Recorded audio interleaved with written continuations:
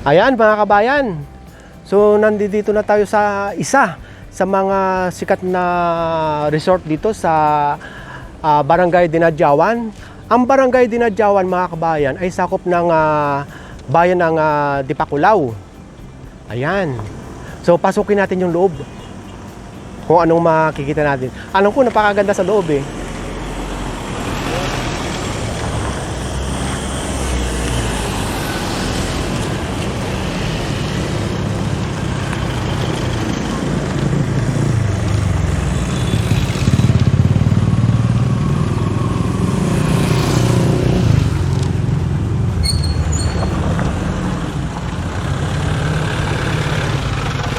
Ito, papasok na tayo sa parking area.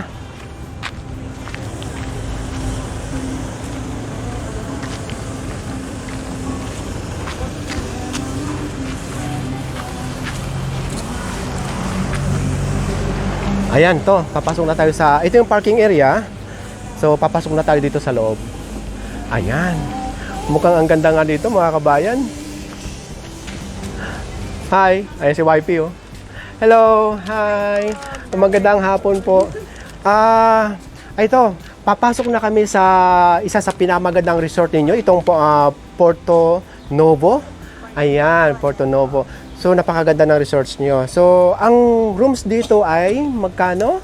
Meron po kami 2,300 good for 2. Tapos po 3,000 good for 2 din. 7,000 good for 10. At saka po good for 4, 3,800. Ayun. Ito bang Porto Novo na to? Porto Novo ay isa sa mga resorts dito sa Barangay Dinadyawan. Yes, sir. Ang Barangay Dinadyawan ay sakop ng bayan ng Dipakulaw. Yes, sir. Ayan, maraming salamat po. Ano po ang pangalan niyo po? Si Nora po. Ay, maraming salamat, Miss Nora. So, pwede na po ba akong tumuloy doon sa loob at para makita ko yung magandang view nyo rito? Ayan, sige po. Maraming salamat. Ayan, mga kabayan. Ayan, pinayagan na tayo ni Miss Nora. So, ito yung ano pala. Bago ko pumasok, ito yung rooms na to, 3, ayan oh. Tapos dito, itong mga rooms na to, itong white na to, ito yung 3,800. Tapos sa bandang dulo na yon, yun ang 7,000. 3,000. Saan yung 7,000? Ayun. Yun, yung pinakadulo. Yan nga raw. Yan ang 7,000. Okay? Ayan. Di ba? Ang ganda rito.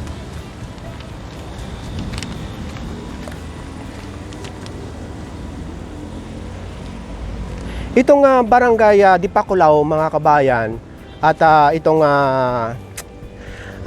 Dinadyawan ay malapit sa Baler. Pero alam nyo mga kabayan, sabi ko nga sa inyo, pag pumunta kayo ng Baler, doon nyo malalaman sa tourism office ng Baler kung saan ang magagandang lugar dito sa Aurora. Kaya isa ito sa mga nirecommend nilang puntahan. Tingnan nyo naman ang lugar mga kabayan. Ang buhangin, grabe. Puting-puti. Ang ganda oh. Ayan. Ayan ang view, grabe oh. Tapos doon mga kabayan, yung nakikita nyo na yun, yun ang Baler. Ayan, grabe oh. Ganito kaganda rito. Itong nakikita nyo na ito mga kabayan, hindi lang dito pero sakop pa rin ito ng bayan ng Dipakulaw saka ng Barangay Dinadyawan. So yung sakop ng Dinadyawan mula rito hanggang doon sa nakikita nyo na yun. Ayan. Hanggang doon puro puro white beach. Ayan. Naririnig nyo ba yung ingay ng alon? Ito oh.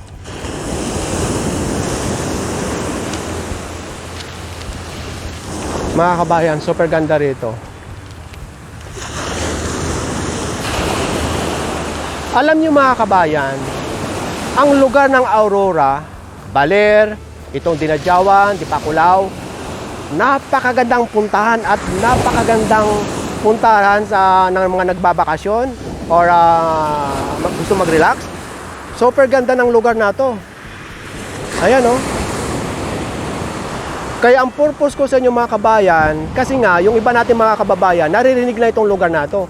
Sa totoo lang mga kabayan, ang hirap puntahan ito dahil malayo sa city, sa Manila. Kung hindi nyo talaga sasadyain, hindi kayo makakarating dito. Kaya ang purpose ko sa inyo, yung mga hindi nakakarating dito at walang kakaya makapunta dito sa lugar na to, itong purpose ko sa inyo. Ipinapakita ko sa inyo ang tagong yaman ng Pilipinas. Napakaganda ng lugar na ito mga kabayan.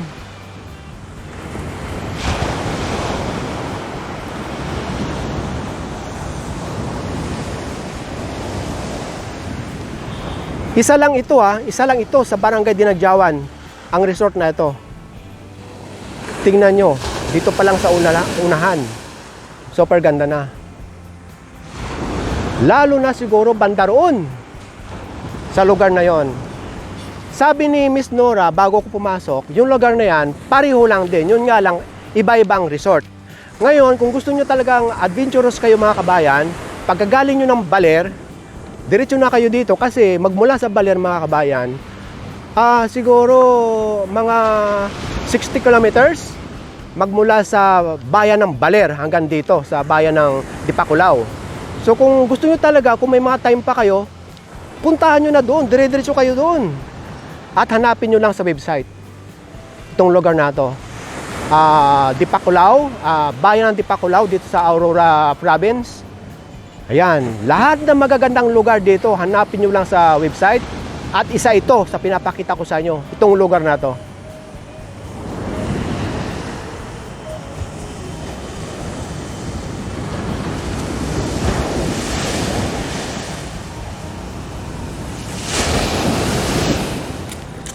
Dito nga pala mga kabayan, merong detour.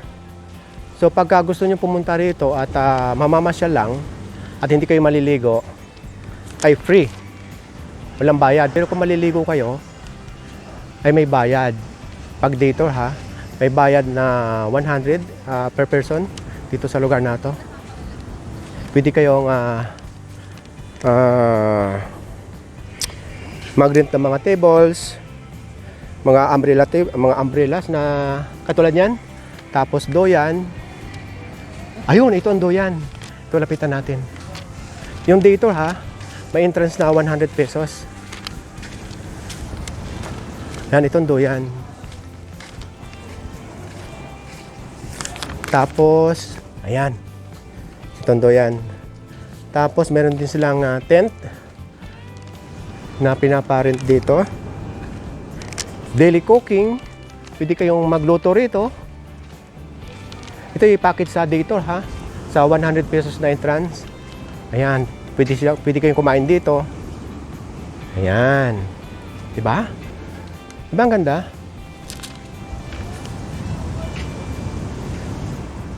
Pwede rin kayo mag-video okay. Kung mahilig kayo sa singalong at mahilig kayong kumanta, ayan. Ganda rito.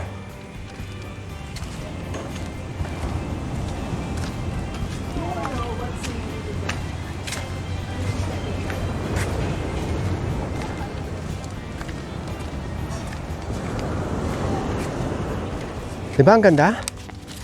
Ayan oh.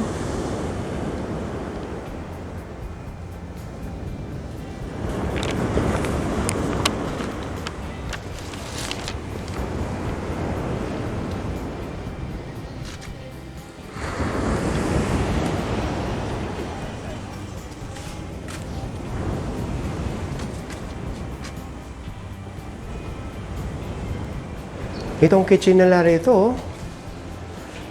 Pwede nyo gamitin dito sa daytour o naka-check-in kayo rito at may party kayo dito sa labas. Ito, ang ganda oh. Ang ganda ng lutuan dito ng ihawan. Ayan.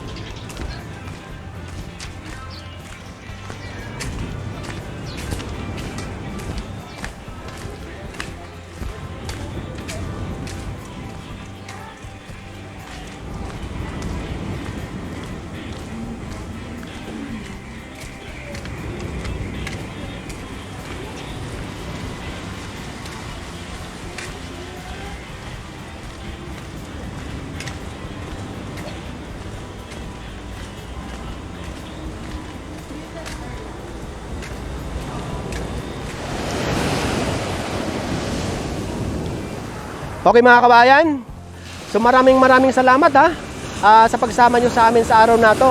At sana nag-enjoy kayo sa mga tanawin pinapakita ko sa inyo. Antayin nyo pang iba ko pang mga video yung i-upload sa channel ko.